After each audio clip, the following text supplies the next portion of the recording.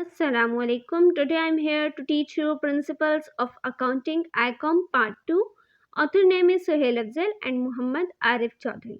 आज हम कर रहे हैं चैप्टर नंबर 3 का क्वेश्चन नंबर 3. क्वेश्चन नंबर 3 में क्या कह रहे हैं? Imran consigned 500 seams to Ramiz costing ₹20 each. यानी इमरान कौन है? कंसाइनर एंड रमीज कौन है? कंसाइनी. इमरान ने दी हैं 500 सेम्स किसको? रमीज को. कितने रुपीस की? एक सेम कितने की? ईच लिखा हुआ है, तो एक सेम कितने की हुई? 20 की. तो 20 को जब 500 से मल्टीप्लाई करेंगे तो जो वैल्यू आएगी वो टोटल कॉस्ट है. ठीक है. उसके बाद आगे है एंड पेड ₹250 एज फ्रेट. और ये किसने पे किए? कंसाइनर ने यानी इमरान ने. इमरान ने पे किए कितने? 250. और ये फ्रेट जो है ये हमारा एक्सपेंस है. आगे लिखा है रमीज सोल्ड 350 सेम्स एट ₹30 ईच.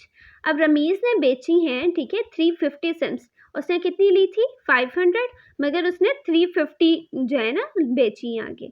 और फिर एक सेम उसने 20 की ली थी, मगर उसने एक सेम यहाँ पर आके 30 की बेची है. तो 30 को 350 से मल्टीप्लाई करेंगे तो हमारे पास जो वैल्यू आएगी वो होगी हमारी इसकी सेल जितने की हुई है इसकी. ठीक है.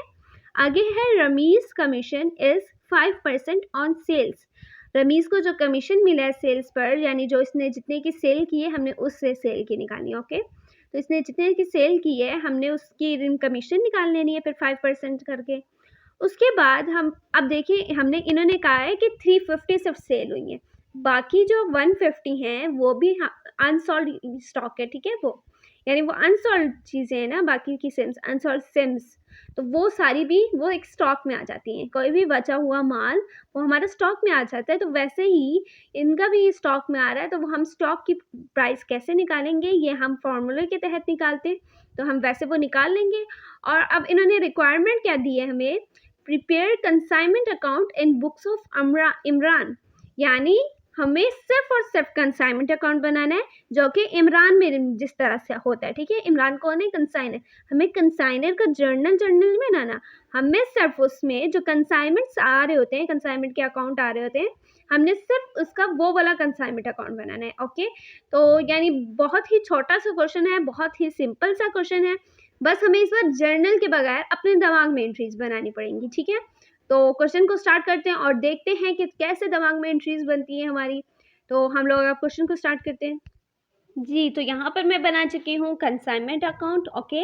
कंसाइनमेंट अकाउंट में हमारे पास जो सबसे पहले एंट्री आ रही है वो है Imran consigned 500 seams to Ramiz.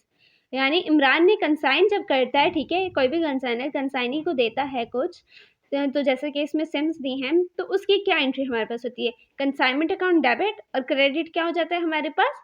जो उसने दिया होता है. क्या? जैसे कि गुड सेंट ऑन कंसाइनमेंट से हम हमेशा इसको क्रेडिट करते हैं क्योंकि वो सेंट हो रही होती है. तो इसीलिए तो हमारे पास क्या आ जाएगा? कंसाइनमेंट अकाउंट क्या होता है? डेबिट होता है. तो हम डेबिट में इसको लिख लेंगे. ठीक है. तो हमारे पास जैसे कि 500 सेम्स है. वेट, हम जैसे हमारे पास 500 सेम्स है. ओके. हमारे पास 500 अगर सेम्स हैं तो हमने क्या करना है? इन्होंने क्या है कि 20 से इन्होंने सेल की है. 500 को मल्टीप्लाई करेंगे 20 से. 20 पर कॉस्ट थी उसकी. ठीक है. तो 500 टोटल सेम्स थी, तो इसको जब मल्टीप्लाई किया तो हमारे पास क्या वैल्यू आ गई? 10,000. तो यानी इतने से हमारे पास कंसाइनमेंट अकाउंट डेबिट हुआ था, तो हमने इसको डेबिट कर दिया. ओके. 10,000 से हमने कंसाइनमेंट अकाउंट को डेबिट कर दिया. मगर रेफरेंस तो हमेशा उलट में आता है. अब उलट में हमारे पास क्रेडिट है. क्रेडिट में हमारे पास क्या है? कंसाइनमेंट अकाउंट डेबिट और credit good Saint on consignment. तो यानी गुड सेंट ऑन कंसाइनमेंट हमारे पास रेफरेंस में आ रहा है. Okay. Good Saint on consignment, ये हो गई हमारी पहली एंट्री कंप्लीट.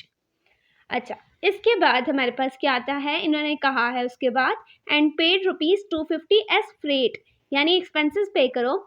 जब भी कंसाइनर एक्सपेंसेस पे करता है तो हमारे पास क्या एंट्री होती है? कंसाइनमेंट अकाउंट डेबिट और क्रेडिट हो जाता है कैश अकाउंट.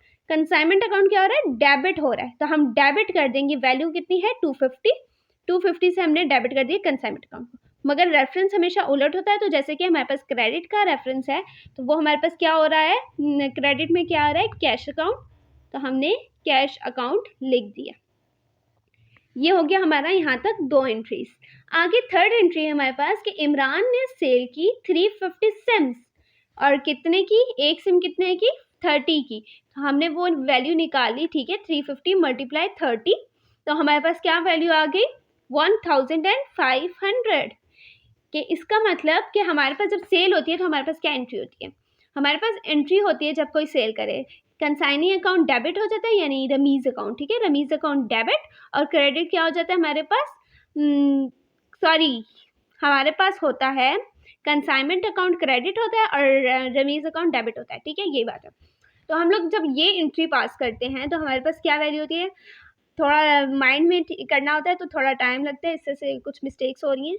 तो हमारे पास क्या एंट्री हो जाती है, सेल की एंट्री, कंसाइनमेंट अकाउंट क्रेडिट, और डेबिट क्या हो जाता है, कंसाइनी का अकाउंट, क्योंकि सेल कौन कर रहा होता है, कंसाइनी, यानी रमीज अकाउंट हमारे पास डेबिट हो रहा है, रमीज अकाउंट का डेबिट हो रहा है ना, हमने कंसाइनी को देखना है, तो रमीज अकाउंट डेबिट हो रहा है इसलिए हमने इसको रेफरेंस में लिख दिया, ठीक है, मगर हमारे पास कंसाइनमेंट अकाउंट क्या हो रहा है, क्रेडिट, और कितने से, 1500 से, ओके, इसलिए हमने इसको क्रेडिट साइड पे इसकी अमाउंट लिख दी कंसाइनमेंट की।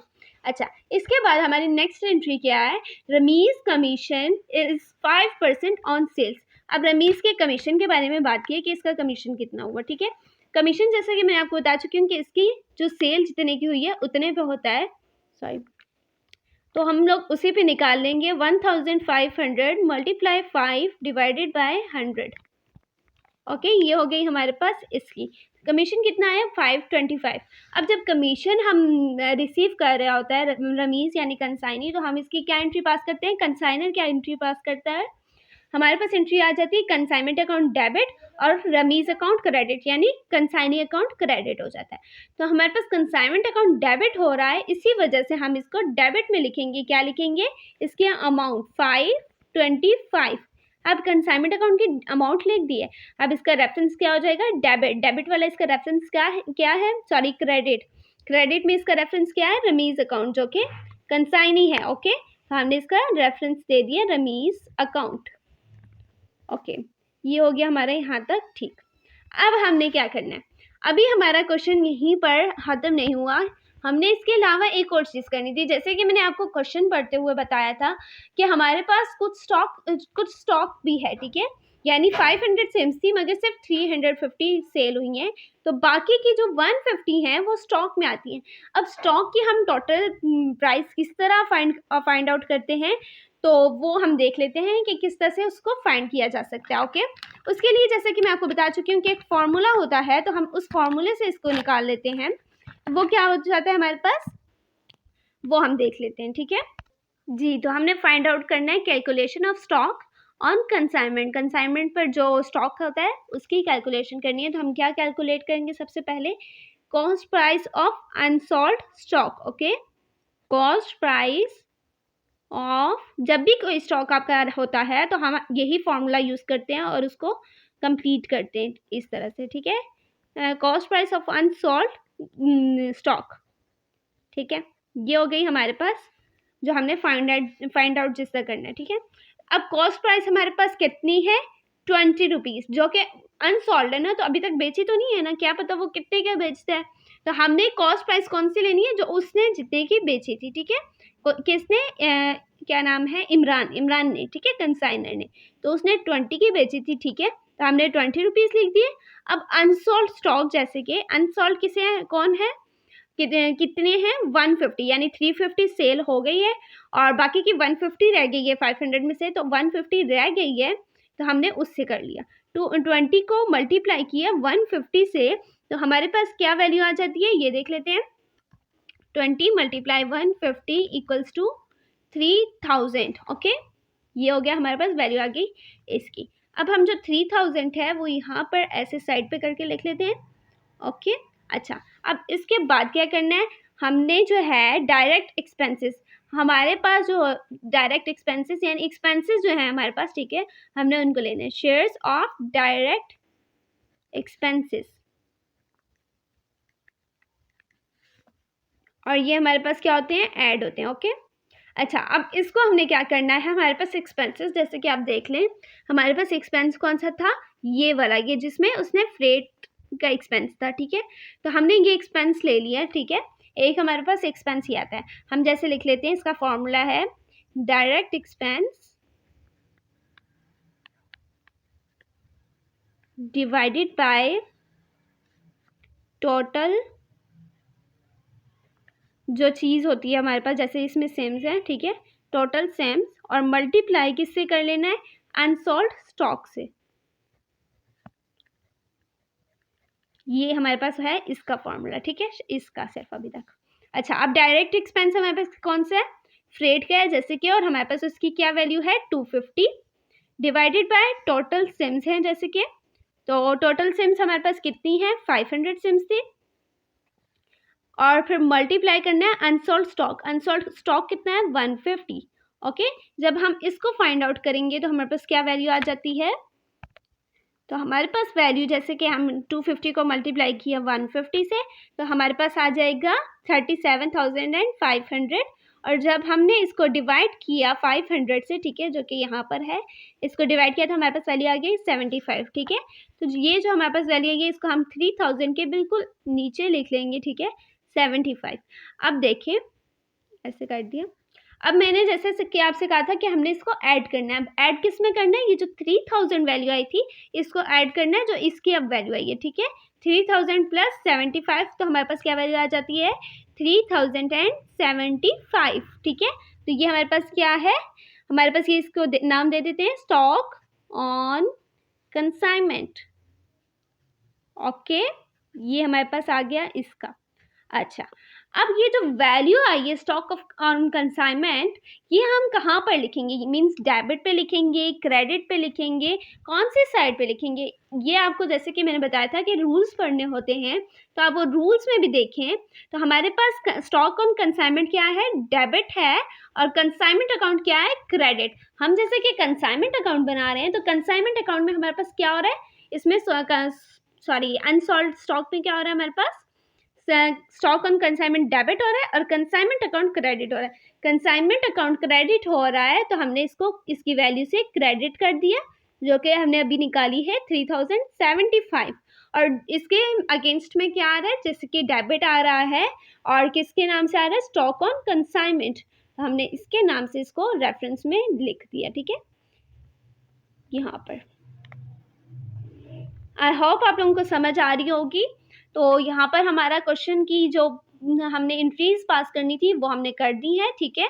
अब हमने इनका टोटल करना है और फिर देखते हैं कि हमारे पास प्रॉफिट आया या लॉस। ओके जी, तो हम यहाँ पर कर रहे हैं, अब हमारे पास आ जाएगा टोटल। तो टोटल में हमारे पास जो डेबिट का टोटल आ रहा है वो क्या आ रहा है 1775। ओके, ये डेबिट का है, और जब क्रेडिट का देखें तो हमारे पास वैल्यू आ रही है 13,575। तो यानी हमारे पास क्रेडिट साइड की वैल्यू ज़्यादा आ रही है, तो हम इसको नीचे लिख लेंगे 13,575। ओके, ये आ गई हमारे पास इसकी वैल्यू 75। अब हमारी जैसे कि इसकी वैल्यू आ रही थी 10,775, तो हमने जब 13,575 को 10,775 से माइनस किया, जो कि कम वाली साइड से थी, ठीक है, तो हमने माइनस किया तो हमारे पास क्या आ गया 2800। जैसा कि मैं आपको बता चुकी हूँ कि कम वाली साइड से पे हम जो है प्रॉफिट और लॉस जो भी होता है वो लिखते हैं, तो हमने कम वाली साइड पे लिखना है। तो हमारे पास कम वाली साइड कौन सी है, ये वाली है, तो हम इसी साइड पर लिखेंगे। हमारे पास कितना आ रहा है 2800। ओके, तो हमारे पास क्या नाम क्या दे देते हैं हम, प्रॉफिट और लॉस, और ये हमारे पास आता है प्रॉफिट, ठीक है, ये हमारा प्रॉफिट आया है, और ये आ गया हमारे पास। अब ये है तो हमारे पास डेबिट में, दरअसल आप ये किसका है, क्रेडिट साइड का है, और क्रेडिट साइड हमेशा क्या होता है, प्रॉफिट होता है। क्रेडिट में हर वैल्यू हमारे पास क्या हो जाती है, क्रेडिट होती है। ओके, तो प्रॉफिट जैसे कि हमारे पास आया है इस कंसाइनमेंट का, तो हमारे पास 2800 प्रॉफिट आया है, और हमने ये क्वेश्चन भी कंप्लीट कर लिया। आप देख लें कि हमने जो इस पे फॉर्मूला यूज़ किया था इसको आप याद रखिएगा, क्योंकि आगे जो भी क्वेश्चंस आएंगे उनमें भी अनसॉल्व स्टॉक होगा, तो हमने उसमें भी ये यूज़ करना है। ओके, तो ये है क्वेश्चन। अगर आपको मेरी ये वीडियो समझ में आई हो तो ये तो बहुत अच्छी बात है, क्योंकि ये हमारे दिमाग में अगर बन गई है तो इसका मतलब हम करते हुए तो और ही ईजी हो जाता है। अगर हम कंसाइनर का अकाउंट बना लेते तो और भी ज़्यादा ईजी था। मगर हमने दिमाग में बना लिया तो मतलब तो हमें सारा अच्छे से समझ आ गया। अगर आपको मेरी वीडियोस अच्छी लगती हैं तो लाइक कीजिएगा, चैनल को सब्सक्राइब कीजिएगा और साथ ही बेल आइकन के बटन को ज़रूर क्लिक कीजिएगा ताकि मेरी हर नई वीडियो का नोटिफिकेशन आप तक पहुंचता रहे। अगली वीडियो तक के लिए अल्लाह हाफ़िज़।